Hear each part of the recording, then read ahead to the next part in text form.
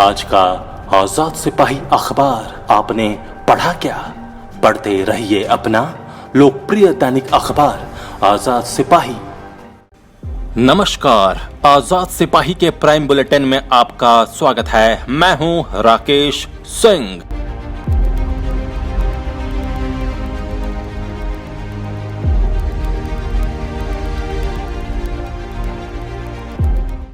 आज की प्राइम खबरों में पहली खबर, दुमका और बेरमो उपचुनाव को लेकर भाजपा रेस, बाबूलाल मरांडी को दिल्ली बुलाया गया। दूसरी खबर, किसान बिल के विरोध में कांग्रेस ने बनाई आंदोलन की रणनीति।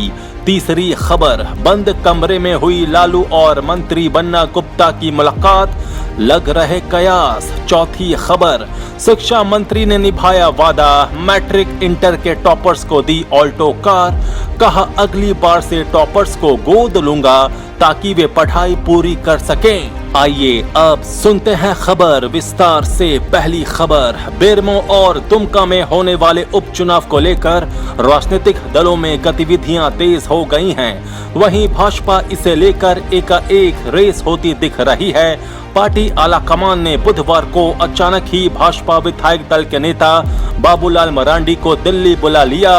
वहां वो राष्ट्रीय अध्यक्ष जेपी नड्डा और चुनाव प्रभारी से मुलाकात करेंगे। माना जा रहा है कि दुमका और बेरमो उपचुनाव को लेकर ही उन्हें बुलाया गया है। बिरसा मुंडा एयरपोर्ट से दिल्ली जाते हुए बाबूलाल मरांडी ने पत्रकारों के किसी सवाल का जवाब नहीं दिया, बस इतना कहा कि लौटता हूं तो बताता हूं। कहा जा रहा है कि दिल्ली में बाबूलाल मरांडी झारखंड विधानसभा में नेता प्रतिपक्ष का दर्जा दिए जाने का मामला भी रखेंगे।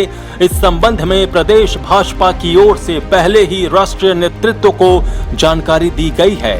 इस पर भी दिल्ली में विचार विमर्श किया जाएगा। इसके अलावा दुमका और बेरमो सीटों पर होने वाले उपचुनाव में पार्टी की तैयारी, संभावित उम्मीदवार आदि को लेकर चर्चा होगी। बता दें कि भाजपा दोनों सीटों पर चुनाव लड़ने की तैयारी कर रही है। हालांकि आजसू भी बेरमो सीट पर अपनी दावेदारी पेश कर रहा है। इस बिंदु पर भी बातचीत होने की संभावना है। आइए अब रुख करते हैं प्राइम की दूसरी खबर पर। किसान बिल के विरोध में प्रदेश कांग्रेस ने आंदोलन का निर्णय लिया है। बुधवार को प्रदेश कांग्रेस अध्यक्ष रामेश्वर उरांव की अध्यक्षता पार्टी पदाधिकारियों की बैठक कांग्रेस भवन में हुई। इसमें चरणबद्ध आंदोलन का निर्णय लिया गया। रामेश्वर उरांव ने कहा कि केंद्र की भाजपा सरकार इन 3 काले कानूनों के माध्यम से देश की हरित क्रांति को हराने की कोशिश कर रही है। संघीय ढांचे का उल्लंघन कर, संविधान को रौंद कर, संसदीय प्रणाली को दरकिनार कर तथा बहुमत के आधार पर बाहुबली मोदी सरकार ने संसद के अंदर काले कानूनों को जबरन तथा बगैर किसी चर्चा के पारित कर लिया। प्रदेश कांग्रेस प्रवक्ता आलोक दुबे ने बताया कि भाजपा की किसान विरोधी नीति के खिलाफ पूरे प्रदेश में धरना प्रदर्शन किया जाएगा। तीसरी खबर, सजायाफ्ता राजद सुप्रीमो लालू प्रसाद यादव से बुधवार को स्वास्थ्य मंत्री बन्ना गुप्ता ने मुलाकात की। वो राजद सुप्रीमो के चिकित्सक डॉक्टर उमेश प्रसाद की गाड़ी में लालू यादव से मिलने पहुंचे। स्वास्थ्य मंत्री बन्ना गुप्ता ने इसके लिए जेल प्रशासन की अनुमति ली या नहीं, इसे लेकर कई तरह की चर्चाएं शुरू हो गई हैं। आधे घंटे से अधिक की इस मुलाकात को लेकर कई तरह के कयास लगने लगे हैं। मुलाकात के बाद बन्ना गुप्ता डॉक्टर उमेश प्रसाद की ही गाड़ी में बैठकर वहां से रवाना हुए। उसके बाद वहां से सीधे रिम्स के प्रशासनिक भवन स्थित अपने कार्यालय पहुंचे। बताया गया कि रिम्स में कोरोना मरीजों के लिए प्लाज्मा दान करने वालों के लिए सम्मान समारोह का आयोजन किया गया था। इसके लिए मंत्री बन्ना गुप्ता रिम्स आए थे। सम्मान समारोह में कोरोना वॉरियर्स को सम्मानित करने के बाद स्वास्थ्य मंत्री बन्ना गुप्ता रिम्स स्थित अपने कार्यालय गए। इसके बाद वो वहां से राजद सुप्रीमो के चिकित्सक डॉक्टर उमेश प्रसाद की गाड़ी में बैठकर लालू प्रसाद से मिलने पहुंचे। करीब आधे घंटे से ज्यादा समय की मुलाकात के बाद वो बाहर निकले तो पत्रकारों के सवालों के जवाब देने से बचते रहे। आइए अब रुख करते हैं प्राइम की चौथी खबर पर। शिक्षा मंत्री जगन्नाथ महतो ने बुधवार को अपना वादा निभाया। उन्होंने मैट्रिक इंटरमीडिएट के राज्य टॉपर्स को विधानसभा अध्यक्ष रविंद्रनाथ महतो की मौजूदगी में ऑल्टो कार की चाबी सौंपी। इस साल के मैट्रिक टॉपर मनीष कुमार कटियार और इंटर के ओवरऑल टॉपर अमित कुमार को यह सम्मान दिया गया। इस दौरान शिक्षा मंत्री ने घोषणा की कि अगले साल से वो राज्य के टॉपर्स को गोद लेंगे ताकि वो अपनी आगे की पढ़ाई पूरी कर सकें। उनकी पढ़ाई का पूरा खर्च वो खुद उठाएंगे। शिक्षा मंत्री ने कहा कि मैं यहाँ मंत्री के साथ छात्र की हैसियत से भी खड़ा हूँ। मजाकिया अंदाज में कहा कि अगले साल मैं भी ये प्राइज जीत सकता हूँ।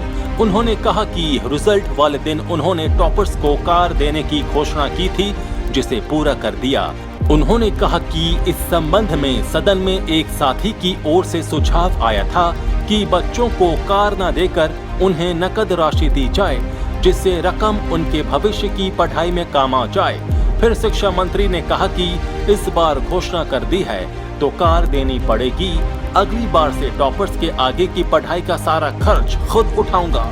आइए अब रुख करते हैं प्राइम की अन्य चर्चित खबरों पर। पहली खबर, मुख्यमंत्री हेमंत सोरेन ने स्वर्गीय विनोद बिहारी महतो की जयंती पर बुधवार को नमन किया। हेमंत सोरेन ने कहा कि लड़ना है तो पढ़ना सीखो। अपने अधिकार के लिए लड़ने के लिए विनोद जी ने शिक्षा को हथियार बनाने की बात कही थी। झारखंड के वीर शहीदों और आंदोलनकारियों के इस सपने को हमें मिलकर साकार करना है। दूसरी खबर, सहायक पुलिसकर्मियों ने हड़ताल स्थगित करने की घोषणा कर दी है। सीएम हेमंत सोरेन की पहल पर उन्होंने मंत्री मिथिलेश कुमार ठाकुर के आवास पर बातचीत के बाद हड़ताल खत्म करने की घोषणा की। मंत्री ने कहा कि फिलहाल सभी सहायक पुलिसकर्मियों की सेवा 2 साल के लिए बढ़ा दी गई है। सचिवों की एक उच्च स्तरीय समिति इनकी मांगों पर जल्द ही सुझाव देगी। तीसरी खबर, गुमला की रायडीह और रांची की रातों पुलिस की संयुक्त कार्रवाई में पुलिस ने 2 करोड़ रुपए के प्रतिबंधित कफ सिरप की खेप बरामद की है। इस संबंध में 4 आरोपियों को गिरफ्तार किया गया है। पुलिस ने बताया कि 21 सितंबर को वाहन चेकिंग के दौरान पकड़े गए आरोपी की निशानदेही पर छापेमारी टीम का गठन किया। टीम ने रांची के रातू में कार्रवाई कर 2 करोड़ रुपए के प्रतिबंधित कफ सिरप के खेप को बरामद किया है। चौथी खबर, सांसद संजय सेठ ने बुधवार को दिल्ली में रेलवे के चेयरमैन विनोद कुमार यादव के साथ बैठक कर झारखंड में विभिन्न जगहों के लिए ट्रेन चलाने की मांग रखी। सांसद ने रांची, लोहरदगा, दुमका, हावड़ा, दिल्ली, जयनगर, जन शताब्दी, पटना, डाल्टनगंज की ट्रेनों को जल्द चलाने की मांग की।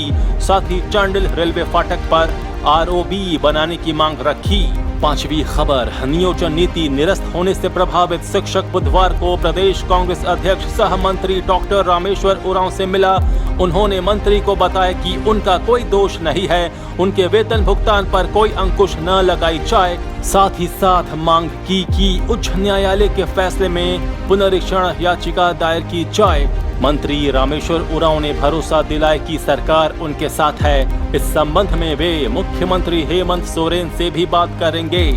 आजाद सिपाही के प्राइम बुलेटिन में अभी इतना ही। खबरों की और भी अधिक जानकारी के लिए आप पढ़ते रहिए अपना लोकप्रिय दैनिक अखबार आजाद सिपाही। आप हमारे इस YouTube चैनल को जरूर सब्सक्राइब करें। आप हमारे Facebook पेज को भी जरूर लाइक करें। जुड़े रहिए आजाद सिपाही के साथ। धन्यवाद।